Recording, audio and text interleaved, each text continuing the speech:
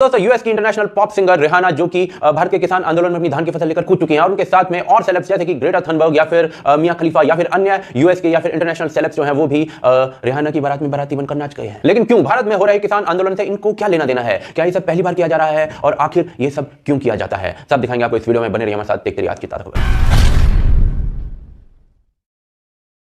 तो दोस्तों रिहाना देवी की ममता कल जागी और उन्होंने अपने ट्विटर अकाउंट से कल एक ट्वीट किया जिसमें उन्होंने लिखा कि हम इसके बारे में अभी तक बात क्यों नहीं कर रहे हैं। नीचे एक आर्टिकल का लिंक था जिसमें लिखा था भारत ने दिल्ली के पास इंटरनेट काटा जहां किसान आंदोलनकारी पुलिस से भिड़ गए। अब रिहाना जो है उनके 100 मिलियन फॉलोअर्स हैं ट्विटर पर। जैसे उन्होंने ट्वीट किया वैसे ही ये मुद्दा जो था ऑस्ट्रेलिया, यूएस, कनाडा या फिर यूरोप वगैरह जैसे जगहों पर ट्रेंड करने लगा ट्विटर पर। और रिहाना के जो नॉर्मल ट्वीट्स होते हैं या फिर उनके हॉट फोटोग्राफ्स भी होते हैं उनको 10 से 50 हजार तक जो रीट्वीट्स मिलते हैं, लेकिन ये वाला ट्वीट जो है वो अब तक करीब 2.25 लाख बार से ज्यादा रीट्वीट हो चुका है। सवाल ये कि भैया 2.5 लाख रीट्वीट आखिर हो कैसे गए, जबकि जो मुद्दा है इतना बड़ा पॉलिटिकल मुद्दा है और पॉलिटिकल मुद्दों को छेड़ने से लोग थोड़ा सा बचते हैं। तो उसका जवाब मैं आपको आगे देता हूं। अब रिहाना जी ने तो भाई लोहा गर्म कर दिया, उसके बाद उस पर हथौड़ा मारने आ गई ग्रेटा थनबर्ग और रिहाना वाला ही जो आर्टिकल था सीएनएन का वही शेयर करते हुए बोली कि हम भारत के किसानों के साथ खड़े हैं। कमला हैरिस की बहन ने भी यही बात बोली। यूएस के कई एमपी भी इसी बात को बोलने लगे और यूएस के कई इंटरनेशनल पत्रकार जो थे वो भी ये सेम बात को कोट करते हुए रिहाना और ग्रेटा थनबर्ग को इस आंदोलन का हवाला देने लगे। और इसके बाद नंबर आता है अंतरराष्ट्रीय आदर्श महिला आयोग की अध्यक्षा मिया खलीफा का, जो कि सेम बात कहती है कि किसानों पर कितना अत्याचार हो रहा है। जो लोग भी मेरी तरह इस महिला को नहीं जानते वो बाहर जाकर गूगल करके इसके बारे में जान सकते हैं और सीधा इसी वीडियो पर लौट कर आना, किसी अन्य वेबसाइट पर मत जाना। यानी कि जितने भी सेलेब्स उन्होंने किसान आंदोलन पर ट्वीट किया और सब ने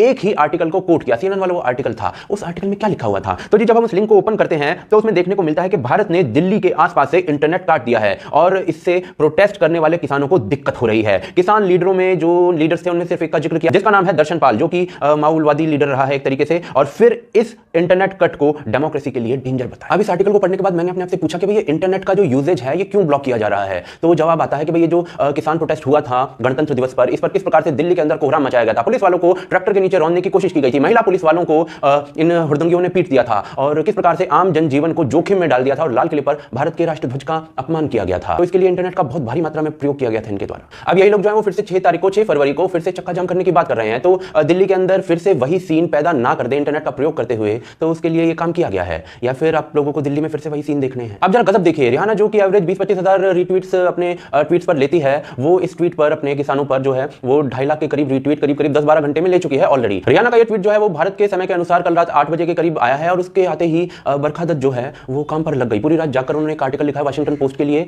जिसका टाइटल दिया है कि भारत खुद से युद्ध कर रहा है और ये रिहाना भी ये जानती है। ये आर्टिकल जो है वो सुबह 4:30 बजे 4:30 AM पर पब्लिश हुआ है भारत के समय के अनुसार। यानी बरखा दत्त जो है वो पूरी रात जाकर इस आर्टिकल को लिख भी देती है, फिर वाशिंगटन पोस्ट वाले उसको एडिटिंग वगैरह भी देख लेते हैं, सारी चीजें देख भी लेते हैं और उसको 4:30 बजे पब्लिश भी कर देते हैं। ऐसी क्या जल्दी थी भाई, सोई लेते रात को। दूसरी तरफ ये जो ग्रेटा थनबर्ग है ये आती है स्वीडन से। स्वीडन का किसान जो है वो कॉन्ट्रैक्ट फार्मिंग करता है, आज से नहीं दशकों से करता है, और अपनी जो फसल है ना उसको फ्री मार्केट में कहीं भी बेच भी आता है और स्वीडन का किसान अमीर भी है। लेकिन भारत में यदि सेम कॉन्ट्रैक्ट फार्मिंग का कानून आ रहा है तो बहन जो है वो उसे भारत में नहीं आने देगी। दूसरी तरफ यूएस के अंदर भी तो कॉन्ट्रैक्ट फार्मिंग ही चलती है, लेकिन भारत का किसान कॉन्ट्रैक्ट फार्मिंग नहीं कर पाएगा क्योंकि इन लोगों का एजेंडा जो है अमर है, भारत का किसान जाए कुएं चूल्हे भाड़ में। लेकिन सवाल ये आ जाता है कि ये लोग ऐसा क्यों कर रहे हैं? तो जी जवाब आता है इस ट्वीट से ह्यूमन राइट्स वॉच के, जो कि रिहाना को कोट करते हुए कह रहे हैं कि इंडियन अथॉरिटीज को उन एक्टिविस्ट को छोड़ देना चाहिए जिन्हें पॉलिटिकली मोटिवेटेड केसेस में फंसाया हुआ है। लिंक ओपन करो इस ट्वीट के अंदर जो दिया गया है, तो राजदीप, मनदीप पुनिया, राजदीप सरदेसाई और द वायर के जो मालिक हैं उनके नाम देखते हैं कि इनको छोड़ देना चाहिए। इनका कहने का बेसिक मतलब यह है कि भाई राजदीप सरदेसाई पर केस क्यों कर दिया है? उन्होंने किसान को पुलिस द्वारा गोली मारे जाने की एक झूठी खबर ही तो फैलाई थी, उससे देश के अंदर थोड़े से दंगे ही तो भड़के थे, क्या बड़ी बात है? तो जी ये ह्यूमन राइट्स वॉच वाले जो है ना वो ये कह रहे हैं। और ये जो ह्यूमन राइट्स वॉच है इसको 2010 में जॉर्ज सोरेस से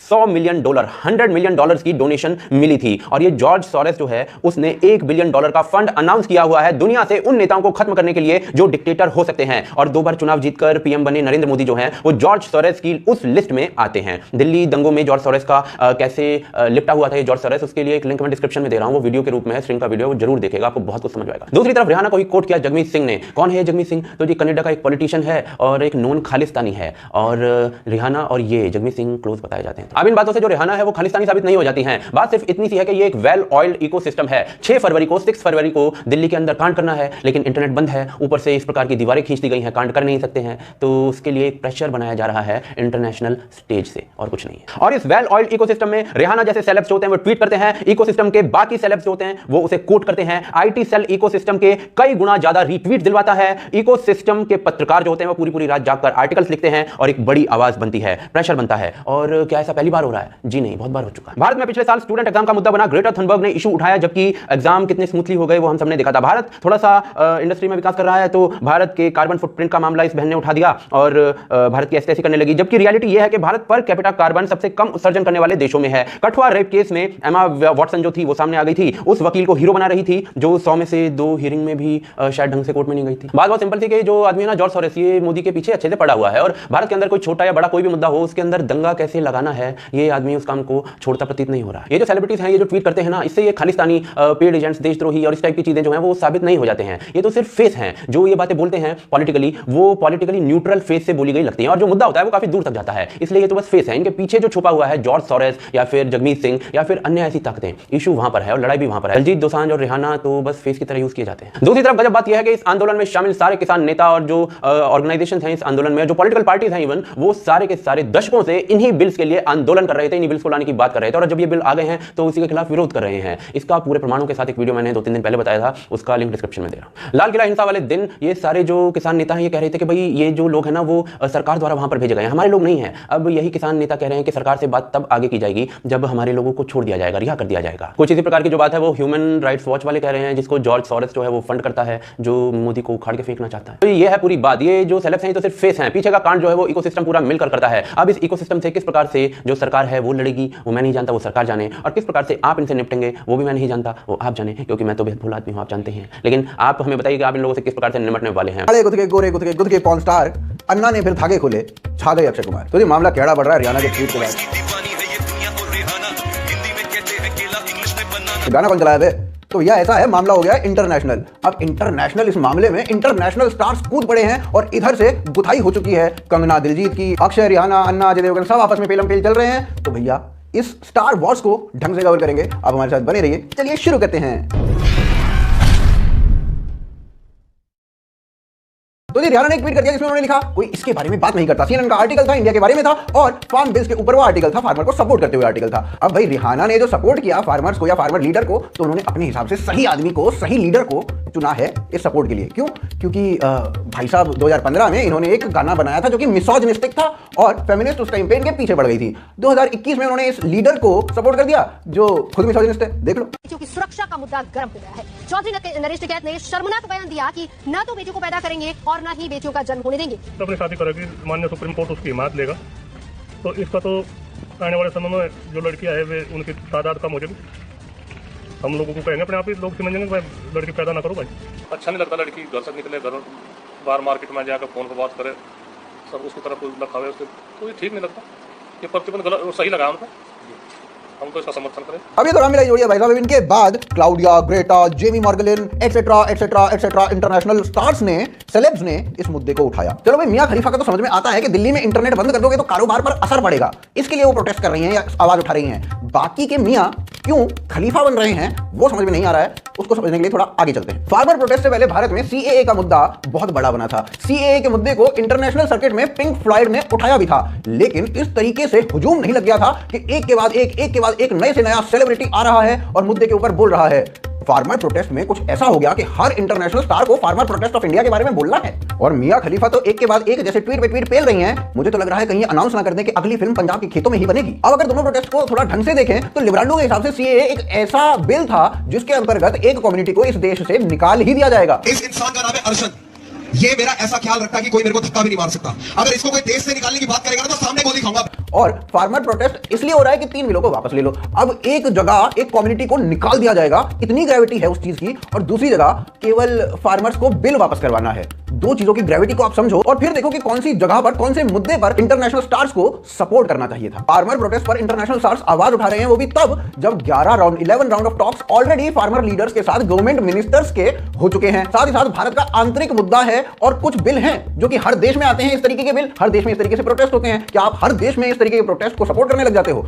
भारत ही क्यों इतना स्पेशल है बे? और बात करते हो ह्यूमन राइट्स की। ह्यूमन राइट्स की बात करते वक्त आपको 400 पुलिस वाले जो पीट पीट कर अधमरे से कर दिए, सैकड़ों पुलिस वाले जो दिल्ली के अस्पतालों में भर्ती हैं, उनके बारे में ह्यूमन राइट याद नहीं आते, और फार्मर्स का इंटरनेट बंद कर दिया, इस बारे में आपको ह्यूमन राइट याद आ जाते हैं। वाह, गजब की हिपोक्रेसी है बे। तो भैया मुद्दे की बात ये कि ना एट्रोसिटी हुई कोई फार्मर्स के ऊपर, ना देश निकाला दिया फार्मर्स को, फिर भी इतने सेलेब्स लग गए इस प्रोटेस्ट में हवा भरने के लिए। वहीं सीएए में तो देश निकाला ही दिया जा रहा था लिबरलों के हिसाब से, तब इक्का दुक्का कोई सेलेब आया सपोर्ट करने के लिए। पेड प्रमोशन है, पेड प्रमोशन। वैसे भी कनाडा वाले जगमीत सिंह और रिहाना का अच्छा खासा कनेक्शन है आपस में, और जगमीत सिंह वो आदमी है जो टेरर आउटफिट्स के लिए फंड्स रेज करता है कनाडा के अंदर, और भैया खालिस्तान बनवाना चाहता है। रिहाना के ट्वीट के बाद कंगना ने कल रिहाना को पेल दिया ट्विटर के ऊपर, और आज दिलजीत दोसांझ ने रिहाना की बड़ाई करते हुए एक गाना ही रिलीज कर दिया। मतलब कि कल रात को 8 बजे के करीब रिहाना ने ट्वीट किया, दिलजीत भाई साहब ने आज सुबह गाना भी रिलीज कर दिया। कब से तैयारी चल रही थी बे? दिलजीत दोसांझ से जब ये सवाल कंगना ने पूछा कि कब से तैयारी चल रही थी, तो दिलजीत ने बोला अप्पा तो 2 ही मिनट में बना लेते हैं गाना। अबे गाना बना रहा, मैगी बना रहा, मैगी बनाने में भी 10 मिनट लग जाते हैं, बकवास करवा लो इससे। अब कंगना दिलजीत की जो लड़ाई थी वो आगे बढ़ी, और कंगना ने इवेंचुअली दिलजीत को ये बोल दिया कि भाई देख ऐसा है, मैं तेरे से ना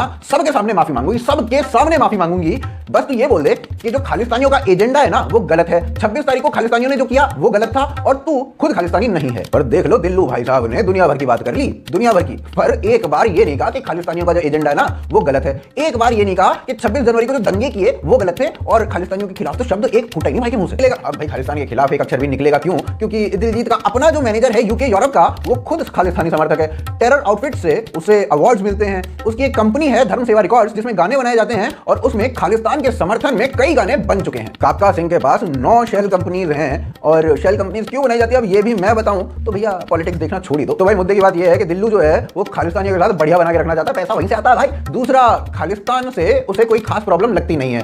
तीसरी बात ये कि अब ये जो इंटरनेशनल दबाव पड़ रहा है, इंटरनेशनली इस मुद्दे को उठाया जा रहा है, तो भारत के कई जो सेलेब्स हैं वो भी उठ खड़े हुए in international so called protesters के खिलाफ। प्रज्ञान ओझा ने कहा कि भाई हमारा आंतरिक मामला है, निपट लेंगे, सरकार कोशिश कर रही है, फार्मर से बात कर रही है, हो जाएगा, तुम्हें क्या मिर्ची लग रही है बे। साथ ही साथ मिनिस्ट्री ऑफ एक्सटर्नल अफेयर्स ने एक स्टेटमेंट जारी की, और उस स्टेटमेंट में उन्हें बताया गया कि भाई ऐसा है कि सरकार ने 11 राउंड ऑफ टॉक्स जो है वो ऑलरेडी फार्मर लीडर्स के साथ किए हैं, बड़े बड़े मिनिस्टर हैं वो ये बात करके आए हैं, प्राइम मिनिस्टर ने अपने दरवाजे खुले छोड़े हैं। साथ ही साथ सदन में भी अब इस मुद्दे को उठाया जाएगा, और 15 घंटे की बात करने के लिए हम ऑलरेडी कह चुके हैं सदन के अंदर। और उसके अलावा जो 26 तारीख को हुआ वो काफी दर्दनाक था, महात्मा गांधी के स्टैचू के साथ इंटरनेशनली जो हुआ वो भी काफी खतरनाक था। तो भाई ऐसे में आधी नॉलेज के हिसाब से आप कुछ भी बोल रहे हो और कुछ भी हैशटैग चला रहे हो सोशल मीडिया के ऊपर, वो काफी गलत है। तो जो कुछ भी आप बोलो सोशल मीडिया पर वो थोड़ा संवेदना के साथ बोलो और पूरी नॉलेज के साथ बोलो। अब मिनिस्ट्री ऑफ एक्सटर्नल अफेयर्स के इस बयान के बाद अक्षय कुमार ने इस बयान को प्रोपेगेट किया और कहा देखो भैया ऐसा है, तुम डिफरेंसेस मत बढ़ाओ और ज्यादा, सरकार कोशिश कर रही है, फार्मर्स हम आपस में एमिकेबली इसको